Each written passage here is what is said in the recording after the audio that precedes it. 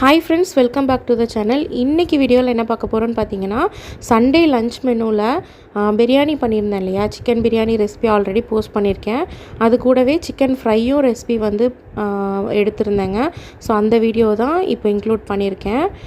Chicken வந்து ஒரு 1/2 kg அளவுக்கு நாங்கள் வந்து எடுத்துகிட்டு வந்திருந்தோம். ஸோ அதை வந்து வாஷ் பண்ணி எடுத்துக்கலாம். ஃபஸ்ட்டு வந்து அதில் இருக்க வேஸ்ட்டெல்லாம் கட் பண்ணி எடுத்துகிட்டு அதை வந்து கீரல் போட்டு எடுத்து வச்சுக்கலாம். கீரல் போட்டு எடுத்து வைக்கும்போது நல்லா மசாலா வந்து உள்ளே நல்லாவே ஸ்ப்ரெட் ஆகும். ஸோ அதனால் இந்த மாதிரி எல்லா சிக்கன்லேயும் வந்து இந்த மாதிரி கீரல் போட்டு எடுத்துக்கலாங்க. உள்ள வரைக்கும் டீப்பாக நமக்கு வந்து ஃப்ரை ஆகணும் அப்படின்னா இதே மாதிரி கீரல் போட்டு எடுத்துக்கணும். வேஸ்ட்டெல்லாம் கட் பண்ணி எடுத்துகிட்டு இதை வந்து நல்லா வாஷ் பண்ணி எடுத்துக்கலாங்க. இந்த மாதிரி லெக் பகுதியிலையும் பார்த்திங்கன்னா இதே மாதிரி நல்லாவே டீப்பாகவே வந்து நல்லா கீரல் போட்டோன்னா உப்பு காரம்லாம் வந்து ஃபுல்லாக நல்லா உள்ளே வந்து இறங்கும். அதுக்காக இந்த மெத்தட் வந்து ஃபாலோ பண்ணுறோங்க. ஸோ ஃப்ரை பண்ணும்போது இந்த மாதிரி நல்லா கீரல் போட்டு எடுத்துக்கணும். ரொம்ப டீப் ஃப்ரை வந்து நம்ம பண்ண போகிறதில்ல. கொஞ்சமாக ஆயில் விட்டு அதில் தான் வந்து நம்ம மூடி வச்சு நல்லா வேக வச்சு எடுத்துக்க போகிறோம். ஃபுல்லாகவே ஸ்லோ குக் தான் பண்ண போகிறோம். அதுக்கேற்றாப்புல நம்ம வந்து ரெடி பண்ணிக்கலாம். ஃபஸ்ட்டு வந்து சிக்கனை நல்லாவே வாஷ் பண்ணி எடுத்துக்கலாங்க. இந்த லெக்கெல்லாம் வந்துட்டு நல்லாவே வாஷ் பண்ணி எடுக்கணும். அதுக்கு மேலே ஒரு கொழுப்பு மாதிரி ஒரு லேயர் இருக்கும். ஸோ அதையும் நல்லா வந்து பிச்சு எடுத்துக்கலாங்க. எல்லாம் எடுத்து க்ளீன் பண்ணிவிட்டு நம்ம வந்து தனியாக எடுத்து வச்சுக்கலாம். ஸோ அதுக்கப்புறமா அதில் வந்து மசாலா மேரினேட் பண்ணி ஒரு 1/2 hour பக்கம் வந்து நம்ம ஃப்ரிட்ஜில் வந்து மேரினேட் பண்ணி வைக்கணும். ஃபஸ்ட்டு வந்து உப்பு சேர்த்துக்கலாம். அதுக்கப்புறமா கொஞ்சமாக கரம் மசாலா சேர்த்துக்கிறேங்க. அதுக்கப்புறம் பார்த்திங்க அப்படின்னா ஒரு 1/2 lemon வந்து ஸ்க்வீஸ் பண்ணி எடுத்துக்கலாங்க. அதோட சாறு மட்டும் போதும். ஸோ அது வந்து நல்லா உள்ளே வந்து அந்த புளிப்பெல்லாம் நல்லா இறக்கி கொடுக்கும், நல்லாயிருக்கும் டேஸ்ட்டு. அதுக்கப்புறமா இஞ்சி பூண்டு விழுது ஒரு டேபிள் ஸ்பூன் அளவுக்கு நான் சேர்த்துருக்கேன். ஸோ அதையும் வந்து போட்டுக்கலாம். இதுக்கப்புறமா பார்த்திங்கன்னா கொஞ்சமாக மிளகாய் தூள் வந்து சும்மா ஒரு 1/2 teaspoon அளவுக்கு கொஞ்சமாக மட்டும் நான் சேர்த்துக்கிறேங்க. உங்களுக்கு காரம் வேணும்னா நீங்கள் சேர்த்துக்கலாம்.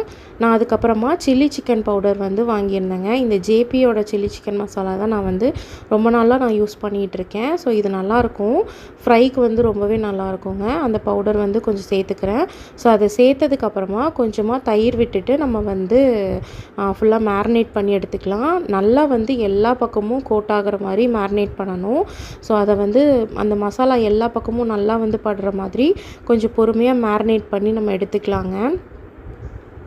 மேரினேட் பண்ணதுக்கப்புறமா ஒரு 1/2 hour கிட்ட நான் வந்து ஃப்ரிட்ஜில் வந்து ஸ்டோர் பண்ணிடுறேன். ஃப்ரிட்ஜில் வச்சுட்டு அதுக்கப்புறமா நம்ம வந்து இதை ஃப்ரை பண்ணும்போது அந்த மசாலாலாம் வந்து உள்ளே நல்லாவே மேரினேட் ஆகி நல்லா ஜூஸியாகவும் இருக்கும், சாப்பிட்றதுக்கும் நல்லாயிருக்கும். ஸோ அதனால தான் இந்த மாதிரி மேரினேட் பண்ணி நம்ம வந்து அதை வந்து ஃப்ரிட்ஜில் வந்து எடுத்து வச்சிடலாம். அதுக்கப்புறமா நான் பிரியாணிலாம் பண்ணி முடித்ததுக்கப்புறமா நான் வந்து ஒரு பக்கம் ஃப்ரைக்கு வந்து ரெடி பண்ணேன். ஒரு 2 பாத்திரமாக வச்சிட்டேன். ஏன்னா இது வந்து சின்ன பாத்திரம்ன்றனால 2 போட்டு எடுத்தாலுமே ரொம்ப நேரம் ஆகும், குக் ஆகிறதுக்கு ரொம்ப நேரம் ஆகும். ஏன்னா பிரியாணி வந்து ரெடி பண்ணிட்டோம் அப்படின்றனால 2 பாத்திரமாக வச்சா 4 பீஸ் வந்து சீக்கிரமாக போட்டு நம்ம வந்து வேக வச்சு எடுத்துடலாம். லாஸ்ட்டாக ஒரு பீஸ் வந்து ஒரு பாத்திரத்தில் வச்சு சீக்கிரமாக ரெடி பண்ணிடலாம் அப்படின்னு சொல்லிட்டு தான் 2 பாத்திரமாக வச்சு நான் யூஸ் பண்ணியிருந்தேன். ஆயில் வந்து ஃபுல்லாக வந்து முங்குற அளவுக்கு வைக்காமல் கொஞ்சமாக வச்சு இந்த மாதிரி மூடி வச்சு வேக வச்சோன்னா நல்லா ஸ்லோ குக் ஆகி சூப்பராக வந்து ரெடி ஆயிரும். சிக்கன் ஃப்ரை சூப்பராக ரெடி ஆயிருச்சுங்க. இது கூடவே வந்துட்டு வெங்காயம் லெமனெல்லாம் வந்து ஸ்க்வீஸ் பண்ணிவிட்டு இல்லை வெங்காயம் வச்சு நம்ம வந்து சாப்பிட்டுக்கலாம். ஸோ பிரியாணிக்கு வந்து இதுதான் வந்து நான் சைட் டிஷ்ஷாக பண்ணியிருந்தேன். ரொம்ப சூப்பராக இருந்துச்சு. என்னைக்காவது ஒரு நாள் வந்துட்டு நம்ம இந்த மாதிரியும் ஃப்ரை பண்ணி சாப்பிட்றதுக்கு ரொம்பவே நல்லாயிருக்கும். கடையில் போய் வாங்குறதுக்கு பதிலாக இந்த மாதிரி வீட்டிலே செஞ்சு சாப்பிட்லாங்க. ரெசிபி பிடிச்சிருந்துச்சுன்னா லைக் பண்ணுங்கள், ஷேர் பண்ணுங்கள், கமெண்ட் பண்ணுங்கள். நிறைய பேர் வந்து சப்ஸ்கிரைப் பண்ணாமல் பார்க்குறீங்க, சப்ஸ்கிரைப் பண்ணிவிடுங்க. தேங்க்யூ. தேங்க்ஸ் ஃபார் வாட்சிங்.